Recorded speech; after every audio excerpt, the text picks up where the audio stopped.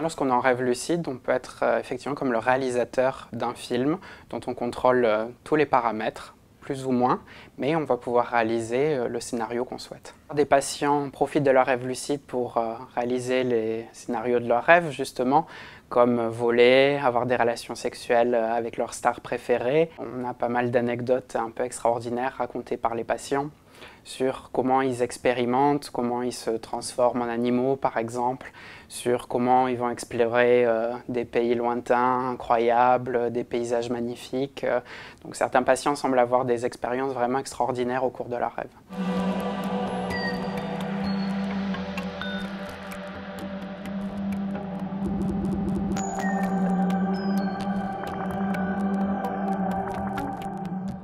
Tout d'abord, tenir un journal de rêve.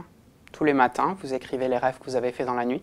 Ça va augmenter votre nombre de rêves et faciliter le fait des rêves lucides. D'autres techniques sont les tests de réalité. Un test de réalité, c'est par exemple, vous bouchez le nez pendant la journée, et si vous constatez que vous n'arrivez plus à respirer, vous êtes bien dans la réalité. C'est un comportement que vous allez ensuite peut-être répéter en rêve, et lorsqu'il va se produire, vous allez vous apercevoir par exemple que vous continuez à respirer, et donc vous rendre compte qu'il s'agit d'un rêve. Il existe d'autres méthodes, comme par exemple ouvrir un livre, regarder une page de contenu de ce livre, détourner le regard et ensuite regarder à nouveau le contenu du livre. Si vous êtes dans la réalité, la page sera la même. Si vous êtes dans le rêve, comme il est impossible de maintenir dans votre mémoire quelque chose d'aussi complexe que la page entière d'un livre, le contenu aura changé. Et là, vous réaliserez que vous êtes dans un rêve. Il y a certains sujets qui, sans même utiliser des techniques, font très fréquemment des rêves lucides. On ne connaît pas exactement le mécanisme. Pas de facteur génétique a priori identifié pour l'instant. Souvent, lorsque les sujets entrent dans un rêve lucide, le simple fait de savoir que c'est un rêve ou éventuellement l'excitation que ça va créer va provoquer un éveil rapide.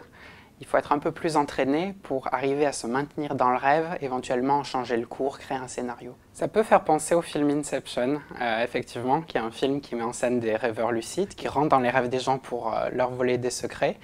C'est un petit peu ce qu'on peut réaliser à notre niveau en utilisant les rêveurs lucides que nous on voit un peu comme des agents infiltrés du rêve. Alors pas pour voler des secrets industriels dans notre cas, mais pour nous apprendre des choses sur la fonction des rêves, comment ceci se déroule, etc. Les rêveurs lucides peuvent contrôler la direction de leurs yeux lorsqu'ils sont en rêve lucide.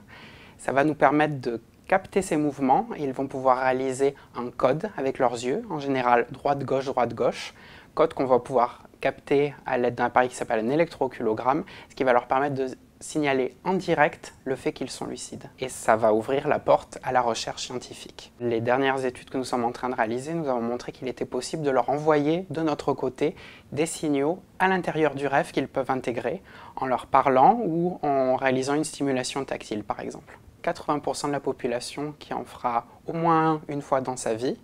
Les gens qui en font toutes les semaines, par exemple, sont plus rares, environ 2% de la population. On pourrait peut-être imaginer un jour utiliser le rêve lucide et ses bénéfices pour aider les patients.